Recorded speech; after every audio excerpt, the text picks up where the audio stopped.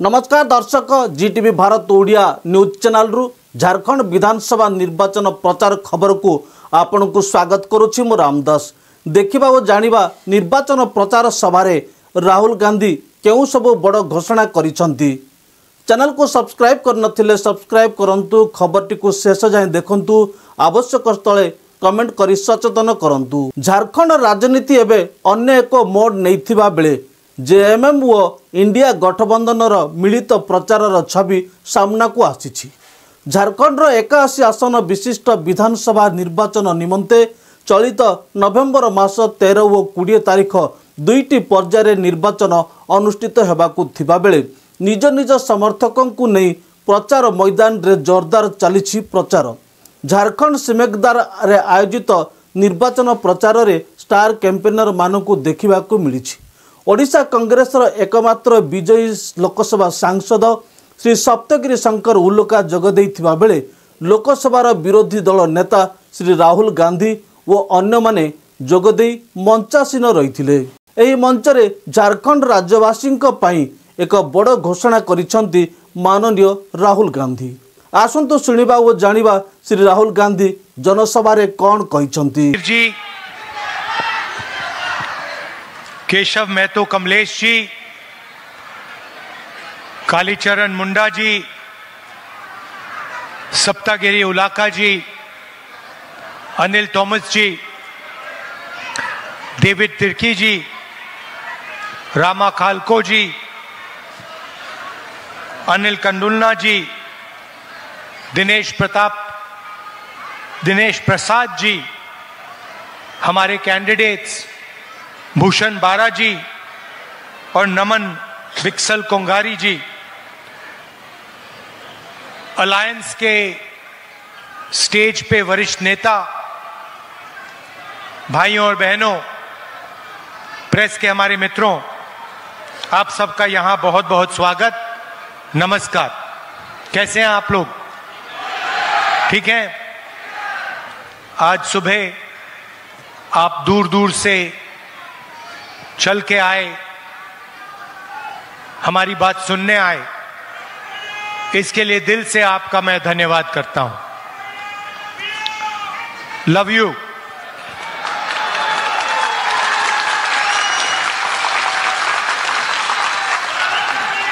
जो आज देश में लड़ाई चल रही है वो दो विचारधाराओं के बीच में चल रही है। एक तरफ इंडिया गठबंधन, कांग्रेस पार्टी, जेएमएम, बाकी पार्टियां, और दूसरी तरफ बीजेपी, आरएसएस और उनके साथ जो लोग खड़े हैं। हम संविधान की रक्षा कर रहे हैं, हम संविधान को बचाने की कोशिश कर रहे हैं और वो इस संविधान को खत्म करना चाहते हैं। वो चाहते हैं कि जो पहले था, संविधान से पहले जो था वो हो। हम चाहते हैं कि समाज में समानता हो, एकता हो, भाईचारा हो और देश को संविधान के माध्यम से चलाया जाए। अब ये जो संविधान है ये सिर्फ एक किताब नहीं है। इस संविधान में बिरसा मुंडा जी की सोच है या नहीं? बिरसा मुंडा जी की सोच है, अंबेडकर जी की सोच है, फूले जी की सोच है, महात्मा गांधी जी की सोच है और हिंदुस्तान के जो गरीब लोग हैं, चाहे वो आदिवासी हो, दलित हो, पिछड़े वर्ग के लोग हो, किसान हो, मजदूर हो, उनकी रक्षा ये संविधान करता है। इसीलिए नरेंद्र मोदी जी चाहते हैं, अदानी और अंबानी चाहते हैं कि इस संविधान को खत्म कर दिया जाए बिरसा मुंडा जी की सोच को दबा दिया जाए, अंबेडकर जी की सोच को खत्म कर दिया जाए, गांधी जी की सोच को खत्म कर दिया जाए और इसको परे कर दिया जाए।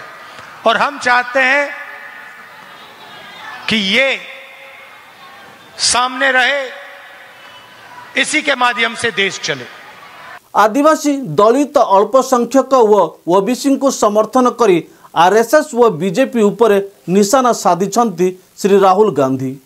श्री गांधी कहिछंती जे आरएसएस व बीजेपी आदिवासी जमी जंगल व पानी छड़ाई नहीं पुंजीपति हाथ को टेकी देवा भली उद्देश्य रे आदिवासी को वनवासी कही सर्वनाश करिवार षड्यंत्र करुछि।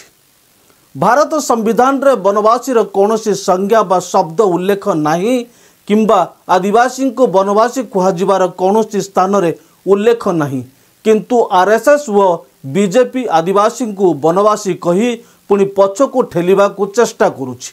तबे आसंतु श्री राहुल गांधी आदिवासी व वनवासी मध्यरे पातर अंतर कथा पार्थक्य संपर्क रे कौन कहिसंती। भाइयों और बहनों, आपको हम आदिवासी कहते हैं, बीजेपी आपको वनवासी कहते हैं। सही बात। जब अंग्रेज यहां थे वो भी आपको वनवासी कहते थे। बिरसा मुंडा जी जो लड़े थे वो क्यों लड़े, वो अंग्रेजों से क्यों लड़े? वो आपके जंगल, आपके जल, आपकी जमीन, इन चीजों के लिए लड़े थे।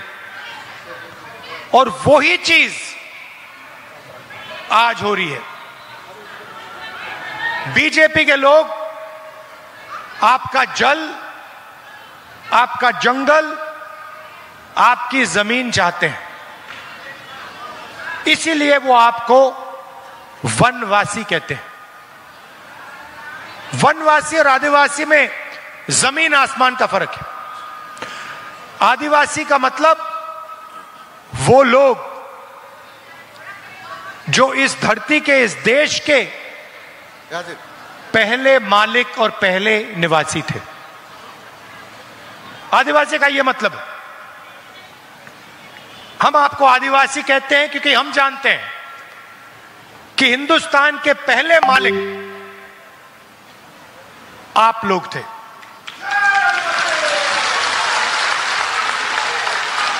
और अगर हम आपको आदिवासी कहते हैं तो फिर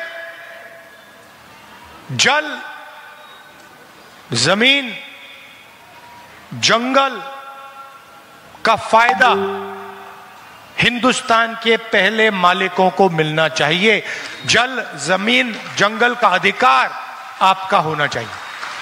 आदिवासी शब्द का यह मतलब है। अब इन्होंने नया शब्द निकाला जो पहले अंग्रेज इस्तेमाल करते थे, वनवासी। वनवासी का मतलब आप जंगल में रहते हो। वनवासी का मतलब आपका कोई अधिकार नहीं है, ना जल का, ना जंगल का, ना जमीन का।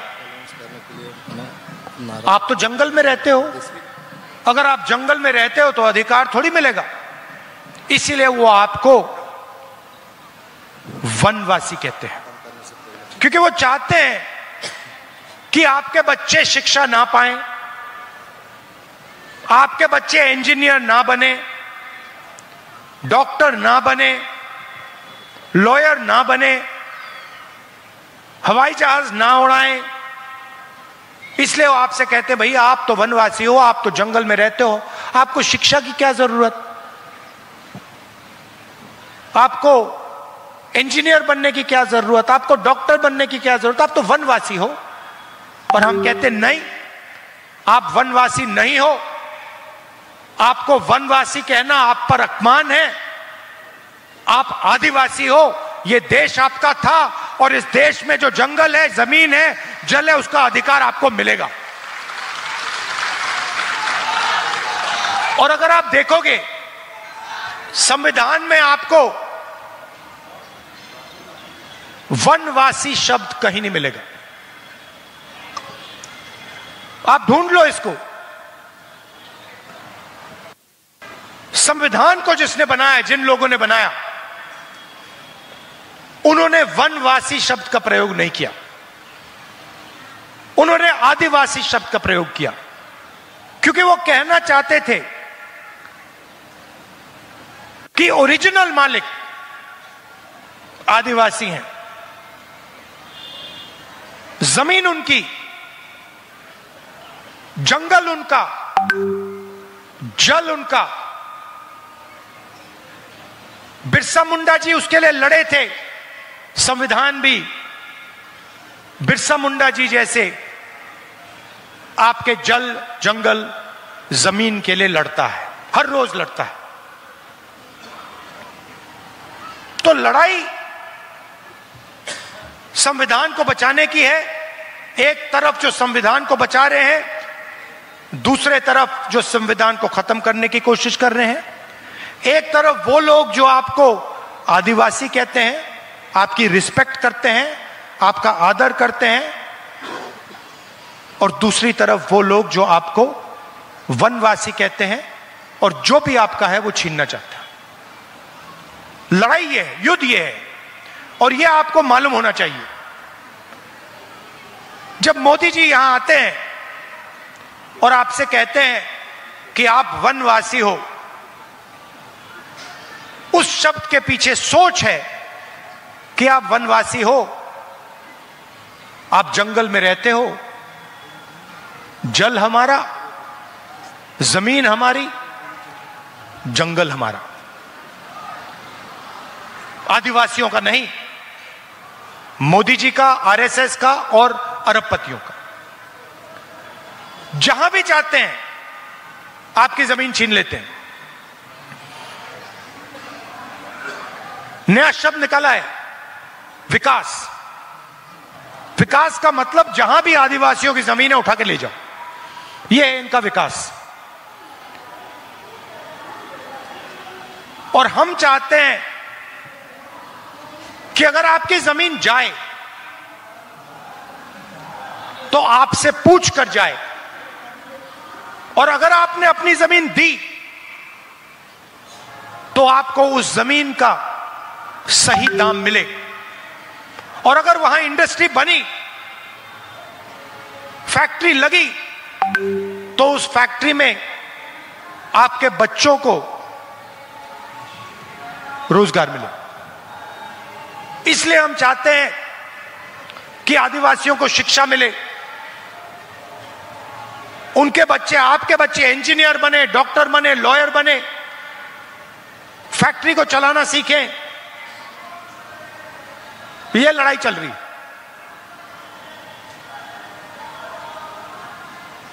आप देखिए, इस देश में तकरीबन 8% आदिवासी हैं, 15% दलित हैं और तकरीबन 50% ओबीसी हैं, और उसमें आप 15% माइनॉरिटी जोड़ दीजिए।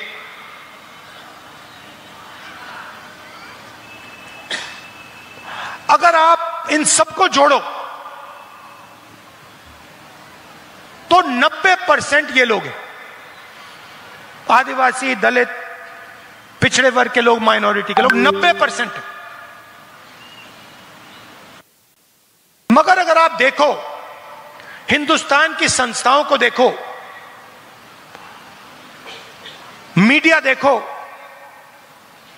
बड़े बड़े बिजनेस देखो, अंबानी, अदानी वाले बिजनेस,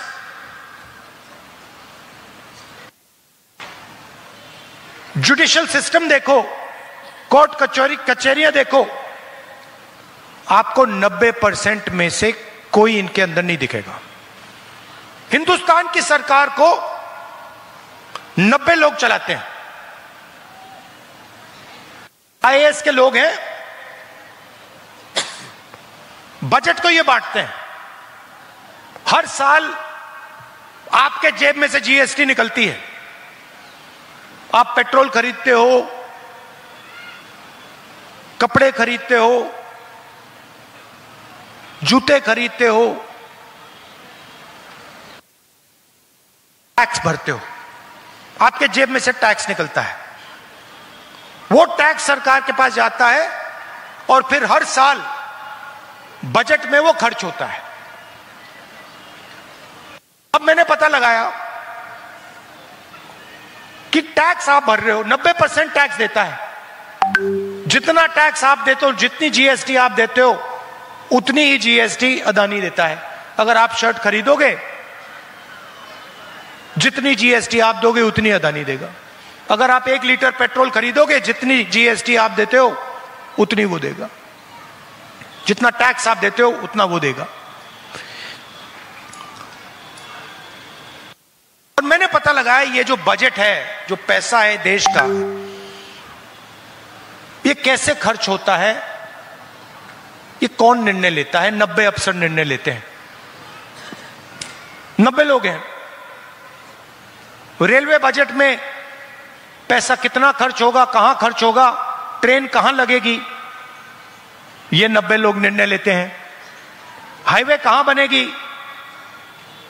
रोड कहां बनेगी, कैसी बनेगी, ये निर्णय लेते हैं। सेना को कितना पैसा मिलेगा, ये निर्णय लेते हैं। शिक्षा में कितना पैसा जाएगा, ये निर्णय लेते हैं। आदिवासी स्कूल कितने बनेंगे, दलित स्कूल कितने बनेंगे, निर्णय ये लेते हैं। कर्जा माफ होगा, निर्णय ये लेते हैं। डिसीजन इनका। 90 में से आदिवासियों की आबादी हिंदुस्तान में 8%।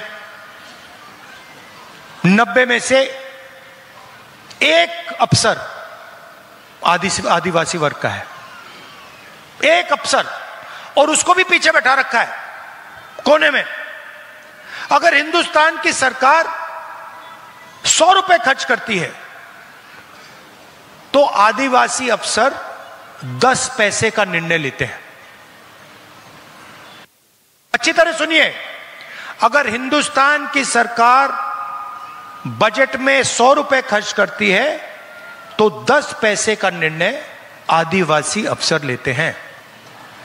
आपकी आबादी 8%, 100 में से 8, और आपकी भागीदारी 100 में से 10 पैसे। दलित 15%, 90 अफसर में से 3 दलित हैं। और अगर हिंदुस्तान की सरकार 100 रुपए खर्च करती है तो दलित अफसर 1 रुपए का निर्णय लेते हैं। आबादी 15%, भागीदारी 100 रुपए में से 1 रुपया। पिछड़े वर्ग 50% है। 90 में से 3 अफसर पिछड़े वर्ग के हैं और उनकी भागीदारी 100 रुपए में से 5 रुपए। मतलब दलित, आदिवासी, पिछड़े वर्ग के अफसर 100 रुपए में से 6 रुपए 10 पैसे का निर्णय लेते हैं। आपकी आबादी 90%, भागीदारी 100 रुपए में से 6 रुपए। अब मैंने ये बात उठाई, पार्लियामेंट में बात उठाई कि भाई ये हो क्या रहा है। हिंदुस्तान के लोग, आदिवासी, दलित, पिछड़े वर्ग के लोग, इनकी इस देश में भागीदारी नहीं है, कॉर्पोरेट इंडिया में नहीं है, जुडिशियल सिस्टम में नहीं है। मीडिया में आप दिखा दो मुझे, आप मुझे मीडिया में, नेशनल मीडिया में एक आदिवासी एंकर दिखा दो, एक दिखा दो मुझे, एक दलित दिखा दो, एक पिछड़े वर्ग का दिखा दो, नहीं मिलेगा। आप में कोई कमी नहीं है, आप में कोई कमी नहीं है। हिंदुस्तान का पिछड़ा वर्ग, दलित वर्ग, आदिवासी वर्ग कोई भी काम कर सकता है, कुछ भी कर सकता है, कोई कमी नहीं है आप में। आपको रास्ता नहीं दिया जाता, आपको रोका जाता है। आपके सामने दरवाजा है और मोदी जी आके बहाने बनाते हैं। सच्चाई है। तो मैंने पार्लियामेंट में उनके सामने बोला कि आप ऐसे करिए, जाति जनगणना करते हैं, पता लगाते हैं इस देश में कितने दलित हैं, कितने आदिवासी हैं, कितने पिछड़े वर्ग के लोग हैं। पता लगाते हैं हमारी संस्थाओं में आदिवासी, दलित, पिछड़े वर्ग के कितने लोग हैं। पता लगाते हैं मीडिया में कितने हैं। पता लगाते हैं इस देश का जो धन है, बड़ी बड़ी कंपनियां हैं, इनमें दलित कितने हैं, आदिवासी कितने हैं, पिछड़े वर्ग के कितने लोग हैं। दूध का दूध, पानी का पानी कर देते हैं। मैंने उनके सामने बोला, चुप हो गए। उसके बाद कहते हैं राहुल गांधी देश को बांटने की कोशिश कर रहा है। मतलब 90% लोगों के पास देश को चलाने में भागीदारी नहीं है। आप अंदर नहीं घुस सकते। मैं वो बात उठा रहा हूं, मैं कह रहा हूं कि भागीदारी होनी चाहिए, 90% लोगों को जगह मिलनी चाहिए। प्राइवेट यूनिवर्सिटी देखिए, आप मुझे बता दो कौन सी प्राइवेट यूनिवर्सिटी को आदिवासी चला रहा है, कौन सी प्राइवेट यूनिवर्सिटी को दलित चला रहा है, मुझे बता दो, नाम बता दो। ये बड़े बड़े जो अस्पताल हैं, अपोलो अस्पताल, ये सब जो हैं खुल रहे हैं, मुझे बता दो इसको, इनमें से कौन सा है जिसका मालिक आदिवासी है, जिसका मालिक पिछड़े वर्ग का है, जिसका मालिक दलित है। आपको एक नहीं मिलेगा, पूरे देश में ढूंढ लो, एक नहीं मिलेगा। यह बात मैंने उठाई पार्लियामेंट में और कहते हैं राहुल गांधी देश को बांट रहा है। मैं चाहता हूं कि 90% लोगों को इस देश में भागीदारी मिले। मैं चाहता हूं अगर यह देश चलाया जाए तो 90% लोग इस देश को चलाएं। और बीजेपी चाहती है कि इस देश को 2-3 लोग चलाएं, नरेंद्र मोदी, अमित शाह, अंबानी और अदानी। और पूरा का पूरा जो धन है इस देश का, आपकी जमीन हो, जंगल हो, सब का सब आपसे छीनकर यही 10-15 इनके जो बड़े अरबपति हैं इनको मिल जाए। भाई और बहनों, 16 लाख करोड़ रुपया, 16 लाख करोड़ रुपया नरेंद्र मोदी जी ने 25 लोगों का कर्जा माफ किया है। उनमें आपको एक आदिवासी नहीं मिलेगा, एक दलित नहीं मिलेगा, एक पिछड़े वर्ग का नहीं मिलेगा। और जब हम कहते हैं किसानों का कर्जा माफ होना चाहिए, तो वो कहते हैं देखो राहुल गांधी किसानों की आदत बिगाड़ रहा है, देखो राहुल गांधी किसानों की आदत बिगाड़ रहा है। जब आपने 16 लाख करोड़ रुपए उनका कर्जा माफ किया तो आपने उनकी आदत नहीं बिगाड़ी क्या? उन्होंने लाखों करोड़ रुपए का बैंक लोन लिया, उसको आपने माफ कर दिया, उसको आप आदत बिगाड़ना नहीं कहते हो। मगर एक छोटा सा किसान 50,000 रुपए का कर्जा लेता है, हाथ जोड़ के कहता है मेरा कर्जा माफ कर दो, हम कर्जा माफ करते हैं, आप कहते हो देखो किसान की आदत बिगाड़ दी। हम न्याय चाहते हैं। हमारा सिर्फ यह कहना है कि अगर देश चलाया जाएगा तो इसको 2-3 लोग नहीं चलाएंगे, इसको 90% आबादी चलाएगी। और अगर देश को चलाया जा रहा है तो उसमें आदिवासी दिखेंगे, दलित दिखेंगे, पिछड़े वर्ग के लोग दिखेंगे। इसीलिए मैंने पार्लियामेंट में साफ कह दिया है 2 काम हम करेंगे। पहला काम जाति जनगणना, दूध का दूध, पानी का पानी हो जाएगा, सबको पता लग जाएगा आदिवासी की, दलित की, पिछड़ों की कितनी भागीदारी है। और दूसरा, ये जो उन्होंने दीवार बना रखी है रिजर्वेशन की कि 50% से ज्यादा रिजर्वेशन नहीं जाएगा, इस दीवार को हम तोड़ के परे कर देंगे। हम रिजर्वेशन को 50% से ज्यादा करके दिखाएंगे, यह मैंने पार्लियामेंट हाउस में बोला है। मणिपुर की बात कर देता हूं। जहां भी ये जाते हैं, जहां भी बीजेपी के लोग जाते हैं, वो भाई को भाई से लड़ाते हैं, एक धर्म को दूसरे धर्म से, एक जात को दूसरी जात से, एक भाषा को दूसरी भाषा से लड़ाते हैं, गुस्सा नफरत फैलाते हैं। मणिपुर को इन्होंने जलाया। आज तक हिंदुस्तान का प्रधानमंत्री नहीं गया है, आज तक नहीं गया है। मतलब उन्होंने ये बात मान ली कि मणिपुर जैसा प्रदेश है ही नहीं। प्रधानमंत्री, प्रदेश जल गया, प्रधानमंत्री आज तक उस प्रदेश में नहीं गए हैं। और प्रदेश को जलाने का काम बीजेपी के विचारधारा ने किया है। इसलिए मैंने कहा, कन्याकुमारी से कश्मीर में चला, कांग्रेस पार्टी के हजारों लोग चले 4000 किलोमीटर, और रास्ते में हमने कहा नफरत के बाजार में मोहब्बत की दुकान खोलेंगे।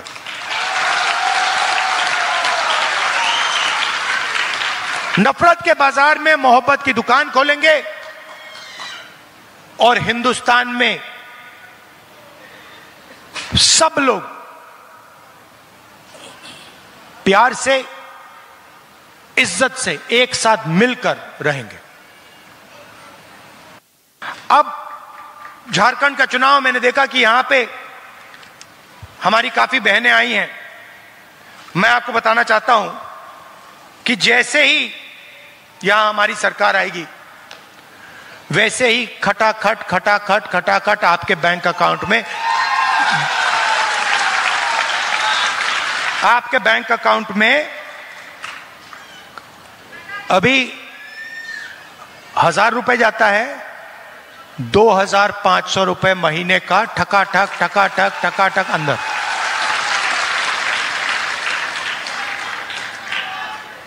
जो SC ST OBC का रिजर्वेशन है उसको हम बढ़ाएंगे। ST का 26% से 28%, ST का 26% से 28%, SC का 10% से 12% और OBC का 14% से 27%। हर परिवार को स्वास्थ्य बीमा में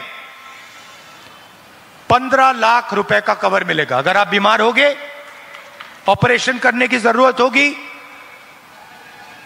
आप अस्पताल में जाओगे और 15 लाख रुपए का इलाज आपको मुफ्त में मिलेगा। किसानों को 3200 रुपए प्रति क्विंटल MSP धान के लिए हमारी सरकार देने जा रही है। गैस सिलेंडर 450 रुपए। ये देखो महिलाएं ताली बजा रही हैं। और राशन 7 kg हर व्यक्ति को हर महीने।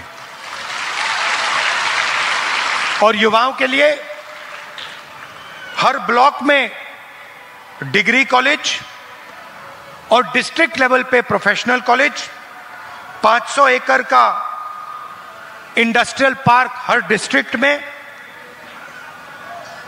और 1 मिलियन युवाओं को हम यहां रोजगार देने का वायदा कर रहे हैं। अब ये आप देख लीजिए, इसमें हमने अदानी के लिए, अंबानी के लिए कुछ नहीं किया, हमने आपके लिए किया है। महिलाओं के बैंक अकाउंट में पैसा, किसानों को सही दाम, युवाओं को रोजगार, गैस सिलेंडर और SC ST OBC के लिए रिजर्वेशन। ये गरीबों की सरकार का काम है। ये उन लोगों का काम है जो आपको आदिवासी कहते हैं, जो आपको वनवासी कहते हैं, वो ऐसा काम कभी नहीं करेंगे। जैसे हमारी सरकार हिंदुस्तान में आएगी, हम इस अग्निवीर को खत्म कर देंगे। तो आपसे मैं ये कहना चाहता था, आप दूर दूर से आए, इतने प्यार से आपने हमारी बात सुनी। देश व देशवासी को सुरक्षा देवाकू हेले संविधान को बंचाइबाकू पड़िबो बोली से कहिसंती। संविधान सुरक्षा पर कांग्रेस व इंडिया गठबंधन लागिथिबा बेले बीजेपी व आरएसएस ताहाकू खत्म करने को बसीची बोली से कहिथिले। तबे आसंतु सुनिबा संविधान सुरक्षा। संविधान की रक्षा करनी है, एक साथ मिलकर संविधान की रक्षा करनी है और जो संविधान को खत्म करने की कोशिश कर रहे हैं उनको रोकना है। दिल से आपका धन्यवाद। जोहार, जय हिंद। खबरटी को शेष जाए देखिथिबारु आपनको धन्यवाद। पुणी देखा हबो अन्य एक खबर रे। सही समय पर्यंत विदाय नौछि। नमस्कार।